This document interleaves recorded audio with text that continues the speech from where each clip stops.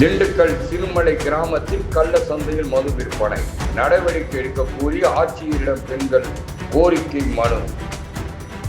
திண்டுக்கல் அருகே உள்ள சிறுமலை மலை கிராமமான புதுப்பகுதியைச் சேர்ந்த பெண்கள் தங்கள் பகுதியில் கள்ளத்தனமாக மது விற்பனை செய்து வருகின்றனர்.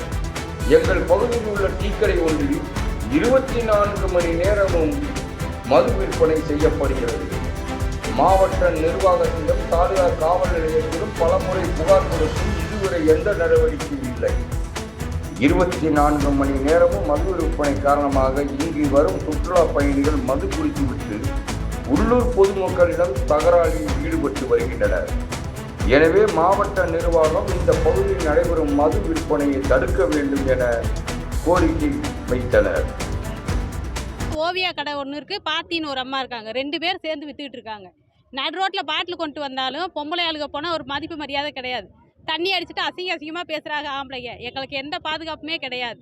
இதை நல்லபடியாக எங்களுக்கு ஏதாவது ஒன்று பண்ணி கொடுங்க. அதுக்காண்டி தான் நாங்கள் கலெக்டர் ஆஃபீஸ் வந்திருக்கோம்.